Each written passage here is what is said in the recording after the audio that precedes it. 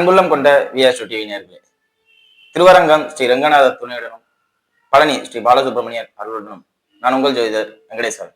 இப்ப நம்ம எதை பத்தி பார்க்க போறோம்னா, சுக்கிர பெயர்ச்சியை பத்தி பார்க்க போறோம். சுக்கிரனானவர் சித்திரை 6க்கு பின் மேச ராசியிலிருந்து ரிஷப ராசிக்கு தன் சொந்த வீட்டுக்கு போறார், ஆட்சி நிலையில இருக்கார் அப்படிங்கிறத சொல்லலாம்.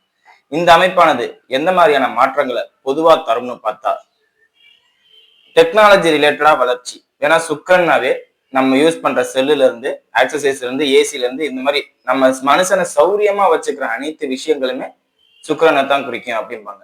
சோ இது சம்பந்தப்பட்ட விஷயங்கள்ல நல்ல முன்னேற்றத்தை காணலாம். நாடு ரீதியாவே சொல்லணும்னா ஐடி துறை, குறிப்பா ஐடியால தான் நம்ம எல்லாமே இருக்கோம் அப்படிங்கிற மாதிரி சொல்றாங்க. சோ அந்த ஃபீல்டுல இருக்கிறவங்களுக்கு சூப்பரா இருக்கும். நிறைய இப்போ யூடியூப் வீடியோல எல்லாம் பார்ப்போம், இந்த வேலை போக போகுது, ஏஐ வந்தனால அதாக போகுது இதாக போகுது அப்படின்ட்டு. அந்த பயம்லாம் இல்லை. புதிய வேலை முயற்சிகளும் உருவாகும், புதிய புதிய வேலை திட்டங்களும் கிடைக்கும் அப்படிங்கிறத சொல்லலாம். சரிங்களா? அதே மாதிரி நகை விற்பனையாளர்களுக்கு நல்ல முதலீடு கிடைக்கும். நல்ல முதலீடு கிடைக்கும்னா என்ன?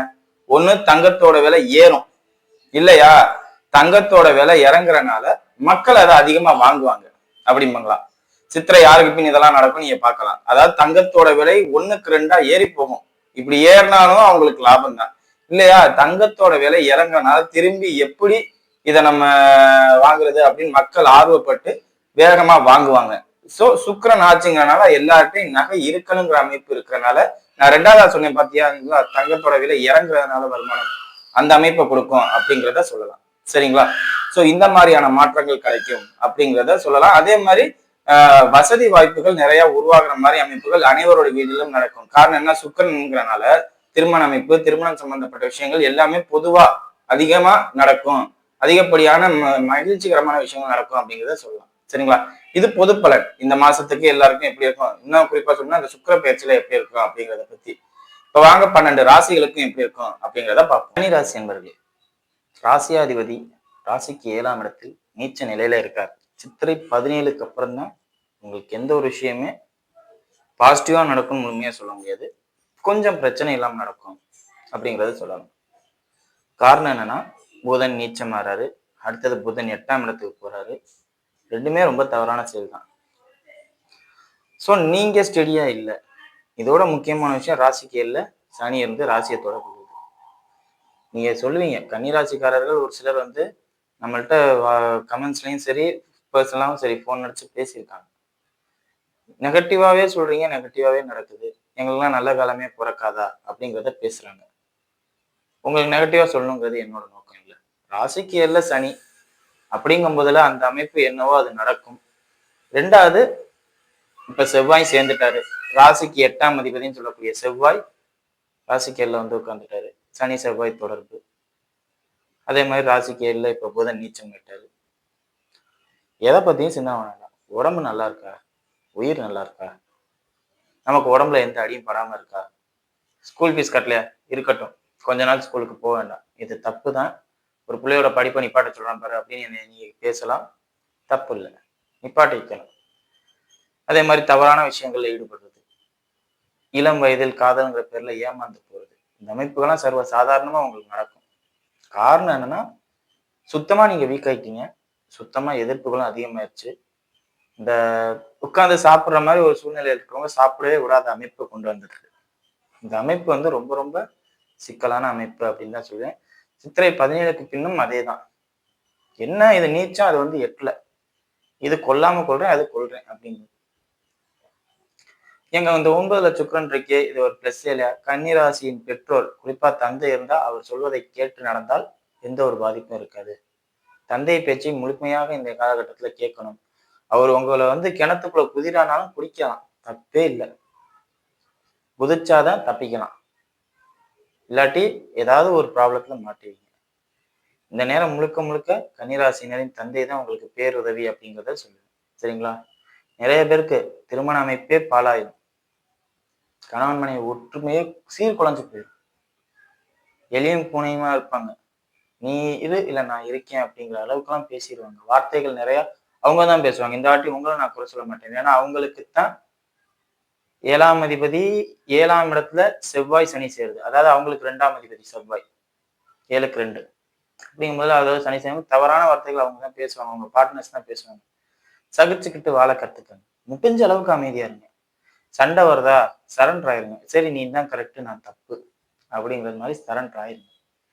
அப்படி ஆகலைன்னா அது குடும்பத்தை சீர்குலைக்கும் அப்படிங்கிறத சொல்லலாம். ராசிக்கு 10ஆம் அதிபதி நீச்சம் சனி செவ்வாயோடு சேர்க்க தொழிலை இழுத்து மூடுறதுக்கு என்னென்னலாம் பண்ணணுமோ அதெல்லாம் பண்ணுவாங்க. நண்பர்களா இருப்பாங்க, இத்தனை நாள் சப்போர்ட்டா இருந்தவங்க இருப்பாங்க. ஏன் உங்க குழந்தைகளே சமயத்துல நீ ஏன் இந்த வேலையை பார்க்கறன்னு உங்களை எதிர்த்து நிக்கலாம். நான் இன்னமும் சம்பாதிக்கிறேன் படத்திலேயே பார்த்துருக்கோம்ல, நான் சம்பாதிக்க ஆரம்பிச்சேன் ஆனா நீ சம்பாதிக்க போக வேண்டாம் அப்படின்னு எத்தனையோ குழந்தைகள் பெற்றோரை நிப்பாட்டுவாங்க. எனக்கு நான் டைம் பாஸ்க்கு போறேன் அப்படின்னு சொன்னா கூட விட மாட்டாங்க. சோ இந்த மாதிரி அமைப்புகள்லாம் நிறைய இருக்கு கன்னிராசினருக்கு. இது யோகம். குழந்தைகள் நான் சம்பாரிச்சு போறேன் நீ உட்கார்ந்து சாப்பிடு அப்படின்னு சொன்னா அது யோகம், அது பிளஸ். இதே ஒரு தொழில் நீங்க வளர்த்துக்கிட்டு இருக்கீங்க, ஏதோ ஒரு காரணத்தினால அதை கட் பண்ற மாதிரி சொன்னா அது தோஷம். அதே மாதிரி கன்னிராசியினர் காதலால் நிறைய அவஸ்தைப்படுவீங்க. காதல் சம்பந்தப்பட்ட அமைப்புகளாலேயே நிறைய பேருக்கு குழப்ப போயிடும், வேலை பார்க்குற இடம் போயிடும். 5 6ஆம் அதிபதி 2 பேரும் சேர்ந்து தான் ராசியை தொடர்பு கொள்றாங்க. இப்ப வேலை இல்லாமல் போயிடுறது, இந்த மாதிரி அமைப்பு, ஊரை விட்டு வெளியில போற அமைப்பு, இந்த மாதிரி நிறைய விஷயங்கள் நடக்குது. ஸோ கவனம் தேவை. சரிங்களா? உத்திர நட்சத்திரக்காரர்களை பத்தி இப்ப பார்ப்போம். உத்திர நட்சத்திரக்காரர்கள் ராசியாதிபதி சூரியன் உச்ச நிலையில இருந்தாலும் 8ஆம் இடத்துல இருக்காரு அப்படிங்கிறத ஞாபகத்துல வச்சுக்கணும். புதன் நீச்சம் ஆகிறார் அப்படிங்கிறதை ஞாபகத்துல வச்சுக்கணும். இதோட முக்கியமான விஷயம், சனி செவ்வாய் ராசியை தொடர்பு கொள்றார். 8ல சூரியன்கிறது வாலண்டியரா ஏதாவது பூமி பிரச்சனையால கோர்ட்டுக்கு போறது, இல்ல உடன் பங்காளி பிரச்சனையால கோர்ட்டுக்கு போறது, இல்ல நீங்க யாரையோ தாக்கிட்டீங்க, நீங்க அடி வாங்கல, நீங்க அடிச்சிட்டீங்க அப்படிங்கிற பேர்ல கோர்ட்டு கேஸ் ஆயிருது. மூர்க்கத்தனமான கோபம் உங்களுக்கு இந்த நேரத்துல வரும். கண்ட்ரோல் பண்ண முடியாத கோபம். ஏன்னா சூரியன் உச்சம் ஆயிடுச்சு, உடம்பு பூரா ஹீட் ஆயிடுச்சு. சனி செவ்வாய் நேரடி தொடர்பு. நீங்க உங்களோட எதிராளிகளின் மண்டையை உடைச்சிட்டீங்க, அவங்களுக்கு ரத்தம் வர அளவுக்கு பண்ணிட்டீங்க, கையை உடைச்சிட்டீங்க, காலை உடைச்சிட்டீங்க, இந்த மாதிரி எல்லாம் பேச்சு வரும். உடைச்சிட்டீங்கன்னு தான் வரும். இல்லாட்டி அவங்க மொபைலை உடைச்சிட்டீங்க, அவங்களோட டிவியை உடைச்சிட்டீங்க, அவங்க வீட்டுல இருந்த ஹோம் அப்ளையன்சஸ் உடைச்சிட்டீங்க, இதுவும் உடைச்சிட்டீங்கன்னு தான் வரும்.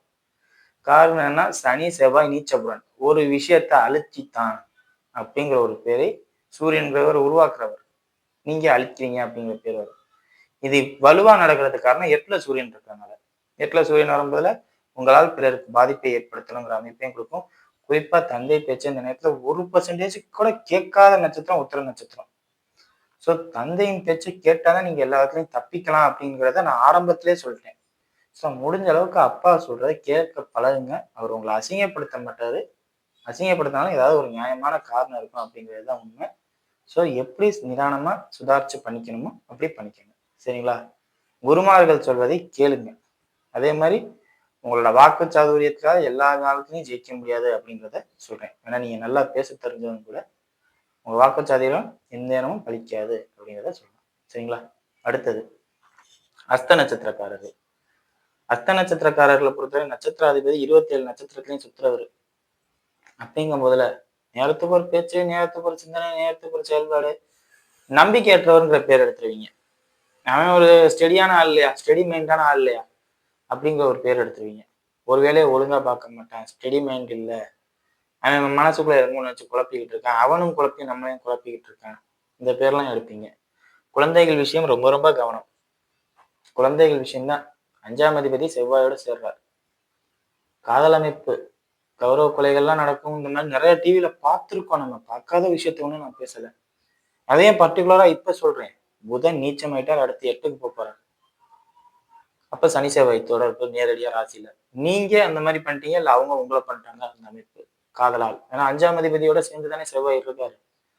ஸோ ரொம்ப ரொம்ப காதல் சம்பந்தப்பட்ட அமைப்புகளை பிரேக்கப் ஆனா போய் தொலைது விட்டுரு, சனியம் போயிருச்சுன்னு நினைச்சு விட்டுருங்க. தப்பே கிடையாது. யாரு இதை தப்புன்னு சொல்ல போறா? உங்களோட ஹாப்பினஸ்க்கு நீங்க வாழலாம், உங்களோட கஷ்டத்துக்கு நீங்க வாழணும்னு அவசியமே இல்லை. அதுவும் உங்களை பெரிய லெவல்ல பாதிக்கிற விஷயங்களுக்கு நீங்க இது பண்ணணும்னு அவசியமே இல்லை. ஸோ இதெல்லாம் விட்டுறது நல்லது அப்படிங்கிறத சொல்லலாம். சரிங்களா? தொழில் மந்த நிலையடையும், தொழில் சுத்தமா இயங்காதுங்கிற கட்டாயத்துக்கெல்லாம் வரும். யாரும் உதவி பண்ண வர மாட்டாங்க. எனக்கு கை மேல ஆர்டர் இருக்கு, ஆனா அந்த ஆர்டரை செஞ்சு கொடுக்க வேலையாள் பத்தல, என்னால முடியல அப்படிங்கிற நிலைமை வரும். அதெல்லாம் கொஞ்சம் பார்த்துக்குங்க. இடுப்பு பகுதிகளையும் கால் பகுதிகளையும் கொஞ்சம் கவனமா பார்த்துக்கோங்க. குறிப்பா மூட்டு சம்பந்தப்பட்ட அமைப்புகள்ல பெரிய அடி வர மாதிரி உள்ள அமைப்புகள்லாம் நடக்கும். காரணம் என்னன்னா 10ஆம் அதிபதி நீச்சம் பெற்று சனி செவ்வாயோட சேரும் போதுல மூட்டு பகுதிகள் பாதிக்கணும், இல்லாட்டி மூட்டு பகுதிகளில் இருக்கிற நரம்பு பாதிக்கணும் அப்படிங்கிற ஒரு அமைப்பை கொடுக்கும். ஸோ அதெல்லாம் கொஞ்சம் கவனமா பார்த்து இருந்துக்கோங்க. சரிங்களா? அடுத்தது சித்திரை நட்சத்திரக்காரர்கள். நட்சத்திராதிபதி சனியோட, ராசியாதிபதியும் சனியோட, முழுக்க முழுக்க நீங்க சனியா மாறணுங்கிற அமைப்பு. நீங்க சனியா மாறினீங்கன்னா என்ன நடக்கும்? உங்களால பல பேர் பாதிக்கப்பட போறாங்க. மற்ற 2 பேர் நட்சத்திரக்காரர்கள் கூட அவங்களும் பாதிப்பாங்க, மற்றவங்களும் பாதிப்பாங்க. நீங்க உங்களால மற்றவங்க பாதிச்சுக்கிட்டே இருப்பாங்க அப்படிங்கிற அமைப்பு. குறிப்பா யாரும் பாதிக்கப்படுவாங்க தெரியுமா? தந்தை, உங்களுக்கு யாரு தான தர்மம் செஞ்சாங்க அவங்க, அதே மாதிரி உங்களுக்கு நல்லது சொன்னவங்க, அதே மாதிரி உங்களுக்கு குரு ஸ்தானத்துல இருக்கிறவங்க, அவங்க எல்லாரும் பாதிப்பாங்க. யாருக்கு தெரியும்? இந்த வீடியோவை பார்த்துட்டு போன் அடிச்சு திட்டுற நீங்களே சித்திரை நட்சத்திரக்காரர்களா இருப்பீங்க. இந்த வீடியோவை பார்த்துட்டு யாராவது ஒரு ஆவேசப்பட்டு கோவப்பட்டு யாராவது போன் அடிச்சு திட்டினா வேணா நல்லது இந்த நேரத்துல உங்களுக்கு யார் சொல்றாங்களோ அவங்கதான் எதிரியா நீங்க பார்ப்பீங்க. நல்லது தெரியாது, கெட்டது தெரியும். தப்பை செஞ்சு எதையாவது போய் மாட்டிக்கிட்டு ஜெயிலையோ இல்ல கடனாளியாகவோ இல்லாட்டி நோயாளியாகவோ இருக்கணும், இல்லாட்டி கோர்ட்டு கேஸு ஒரு வக்கீலோ தொடர்பு கொண்டு இருக்கணும் அப்படிங்கிறது அமைப்பு. இது யாருக்கெல்லாம் பிளஸ் ஆகும்? வக்கீலா இருக்கிறவங்க போலீஸ் பக்கம் போகாம இருந்தா நல்லா இருக்கும். போலீஸா இருக்கிறவங்க வக்கீல் பக்கம் போகாம இருந்தா நல்லா இருக்கும். இவங்க 2 பேருமே எதுவும் லேண்ட் ரிலேட்டட் பிரச்சனையை அட்டன் பண்ணாம இருந்தா நல்லா இருக்கும். வக்கீலா இருந்தா போலீஸ் பக்கம் போகக்கூடாது, போலீஸா இருந்தா வக்கீல் பக்கம் போகக்கூடாது. இவங்க 2 பேருமே லேண்ட் ரிலேட்டட் ப்ராப்ளமா விட்டுறணும். வேடிக்கை பார்க்கறது சிறப்பு. அதே மாதிரி காவல்துறை அதிகாரிகள் இந்த எலெக்ஷன் டயத்துல ரொம்ப ரொம்ப கவனமாவே இருங்க. நீங்க வேலை பார்க்குற பூத்துலதான் பிரச்சனையே வரும். சித்திரை நட்சத்திரக்காரர்கள் வேலை பார்க்குற பூத்துல. அதனால உங்களுக்கு ஏதாவது தப்பு நடக்கலாம் அப்படிங்கிறதே சொல்லலாம். ஸோ ரொம்ப ரொம்ப எச்சரிக்கை தேவை, கவனம் தேவை உங்களுக்கு அப்படிங்கிறத சொல்றேன். சரிங்களா? மற்றபடி எல்லாருக்கும் நல்லா இருக்கும். குடும்ப வாழ்க்கை பொதுவாகவே சித்திரை நட்சத்திரக்காரர்களுக்கு சண்டை சச்சரவு பிரச்சனையோட தான் போகும். அதனால அதை பத்தி பேச விரும்பல.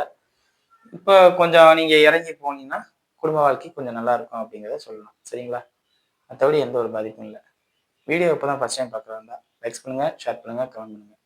சேனலை மறக்காம சப்ஸ்கிரைப் பண்ணுங்க. எதுவும் ஜோதிட ஆலோசனைக்கு கீழே உள்ள நம்பருக்கு கால் பண்ணுங்க. நன்றி.